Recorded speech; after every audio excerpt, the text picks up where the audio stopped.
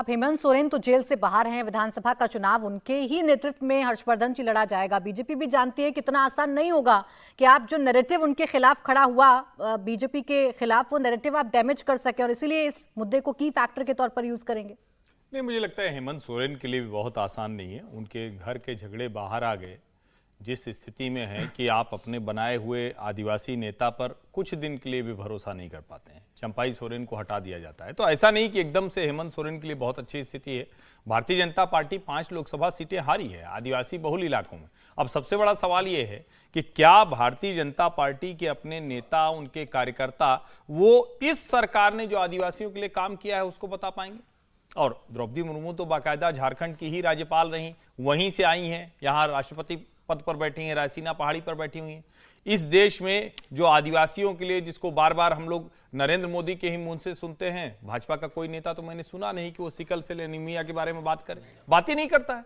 आदिवासियों के जीवन खराब हो गए, परिवार खराब हो गया, उनका हाथ पैर खराब हो गया, उनको एक तरह से कहें कि लोग, दूसरे लोग स्वीकार नहीं करते। उस गंभीर बीमारी को, जिसको नरेंद्र मोदी ने मुख्यमंत्री रहते हुए दूर करने के लिए काम किया, देश के अलग अलग राज्यों में किया। मध्य प्रदेश में वो परिणाम दिखता है, छत्तीसगढ़ में वो परिणाम दिखता है, झारखंड में क्यों नहीं दिखता? इसका मतलब ये कि मोदी के अलावा कोई और बताने की स्थिति में नहीं। एक अच्छी चीज ये हुई है कि अब रघुवर दास वहां नहीं है। एक अच्छी चीज है, इसको मैं बहुत बढ़िया मानता हूं राज्य के लिए, क्योंकि वो अच्छा है कि राज्यपाल बन के चले गए हैं। जो कुछ आएगा राजभवन से आएगा, उसको वो झेलें। बाबूलाल मरांडी अब वहां के नेता हैं, इसमें कोई भ्रम नहीं होना चाहिए।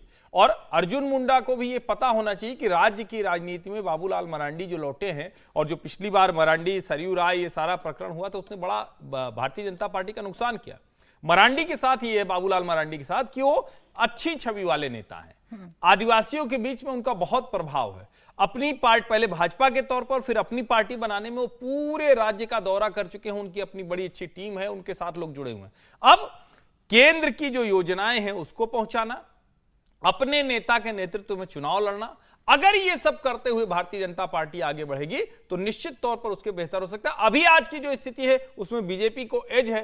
हेमंत सोरेन जिस इमोशनल इश्यू को खेलने की कोशिश कर रहे हैं, वहां उसका शायद ये जवाब है, और ये बड़ा आश्चर्यजनक है, बोलने में भी अच्छा नहीं लगता। लेकिन वहां आदिवासी बहुल इलाकों में नारा चल रहा है कि आदिवासी बेटी और निकाह हो गया मुसलमान घुसपैठिए से, यानी दामाद हो गया मुसलमान घुसपैठिया। ये बहुत खतरनाक तरीके से दिख रहा है। अब इस तरह के नारे जब राष्ट्रीय टेलीविजन चैनलों पर सुनने को मिलते हैं तो बड़ा विचित्र लगता है। लेकिन मैं झारखंड की जो स्टोरी देख रहा हूं उसमें ये बहुत बहुलता से है। वहां लोग कह रहे हैं कि अचानक इस जगह पर कोई बस्ती नहीं थी, वहां लोग आ गए। और जिसकी चर्चा बार बार होती है, नेशनल रजिस्टर ऑफ सिटीजनशिप, इस देश के हर नागरिक का लेखा जोखा होना ही चाहिए, क्योंकि यह ज्यादा मुश्किल किसके लिए कर रहा है? इस देश के मुसलमानों के लिए कर रहा है। उनके ऊपर बेवजह का संदेह होता है कि घुसपैठिया आता है, एक बार घुल मिल गया तो फिर नाम में क्या रखा है, कांवड़ यात्रा में देख ही रहे हैं आप लोग क्या रखा है। बिल्कुल, देखिए झारखंड में अब बीजेपी, जो नुकसान बीजेपी ने उठाया, 5 आदिवासी जो सीट हैं बीजेपी हारी, उस नुकसान की भरपाई करने की कोशिश कर रही है। हेमंत सोरेन भी बाहर आ गए हैं। चुनौती बीजेपी के सामने भी है, हेमंत सोरेन के सामने भी है। लेकिन ऐसी चुनौती बिहार में देखने को मिल रही है। क्या बिहार में एनडीए के सहयोगियों में सब कुछ ठीक नहीं चल रहा? यह सवाल इसलिए उठ खड़ा हुआ है कि केंद्रीय मंत्री जीतन राम मांझी ने मुख्यमंत्री नीतीश कुमार पर सवाल उठाए। मांझी ने 2015 की एक सियासी घटना का जिक्र करते हुए कहा कि जब उन्होंने अलग पार्टी बनाई तो नीतीश ने कहा था पार्टी कैसे चलेगी, लेकिन उनकी पार्टी अभी न सिर्फ चल रही है बल्कि दौड़ रही है। इस दौरान जेडीयू में हम पार्टी का विलय करने वाले नीतीश के बयान को लेकर भी मांझी की जो नाराजगी है वो सामने आई है। हम धन्यवाद देना चाहते हैं नीतीश कुमार जी को।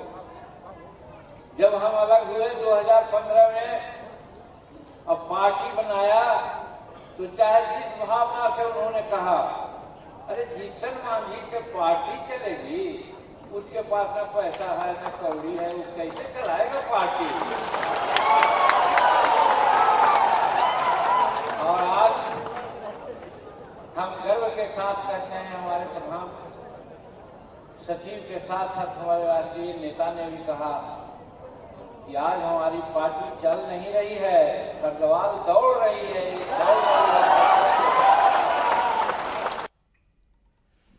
जीतन राम मांझी जो कह रहे हैं अवधेश, इसके क्या मायने निकाले जाएं? क्या सब कुछ ठीक नहीं चल रहा है, या हल्के फुल्के अंदाज में अपनी नाराजगी भी जता दी और इशारा भी कर दिया कि हमें कोई खत्म नहीं कर सकता, हम मजबूत हैं? नहीं, इसमें नाराजगी नहीं है। जब वो जीत के आए हैं और कार्यकर्ताओं के बीच, लोगों के बीच भाषण दे रहे हैं, तो वो बता रहे हैं कि हमारी जब पार्टी बनी थी तो क्या टिप्पणी की गई थी। वैसे नीतीश कुमार के साथ उनके मतभेद और असहमति पुराने हैं। हमने पिछले साल देखा कि विधानसभा में जब ये वहाँ की जो जातिगत सर्वे थी, जिसको जनगणना का नाम दिया गया था, उस पर जब उठा रहे थे नीतीश जी खड़े होकर कैसे किस ढंग से अपमानजनक भाषा में बात किया था कि अरे इसको क्या आता है, इसको तो हमने मुख्यमंत्री बना दिया, इसको कुछ नहीं आता है, चुपचाप बैठो। लेकिन बाद में पता चला कि दोनों हवाई जहाज में मिले तो फिर नीतीश जी ने माफी मांगी। जीतन राम मांझी थोड़ा संतुलित बोलने वाले हैं, इस समय सबसे बुजुर्ग हैं। प्रधानमंत्री नरेंद्र मोदी, गृह मंत्री अमित शाह ने उनको बहुत महत्व दिया। वो खुद बताते हैं कि प्राइम मिनिस्टर और गृह मंत्री ने हमको महत्व दिया है, तो जो बिहार का गठबंधन है उसकी जिम्मेवारी हमारे है ऊपर हो जाएगी कि कभी भी अगर मतभेद हो तो सुलझाने की कोशिश मुझे करनी है। तो वो अपनी भूमिका में है, लेकिन ये इसलिए है कि हमारी पार्टी की एक पहचान बनी रहे। जनता दल यू हमारे साथ है, लेकिन जो टिप्पणी की है उसके विपरीत हमने पार्टी को खड़ा किया है। लेकिन अब वो जिस राष्ट्रीय नेता की बात कर रहे हैं वो उनके बेटा ही राष्ट्रीय नेता है, तो ये भी एक विडंबना होती है। अब इस समय बिहार में एनडीए में किसी प्रकार का कोई मतभेद नहीं है, और राष्ट्रीय स्तर पर भी देखिए तो यह पहली सरकार है गठबंधन की जिसमें बिना किसी कॉमन मिनिमम प्रोग्राम के ये सरकार चल रही है किसी गठबंधन के साथी ने। क्योंकि यह बिहार से भी डिमांड होने की नीतीश कुमार की ओर से संभावना थी कि ये मांगेंगे और ललन सिंह मांग सकते हैं, लेकिन ऐसा नहीं हुआ है। तो इसको मैं इतना ही मानता हूं कि वो अपनी पार्टी की दृष्टि से कर रहे हैं, बिहार की राजनीति की दृष्टि से कर रहे हैं, इसमें मतभेद जैसा कुछ नहीं हो सकता है।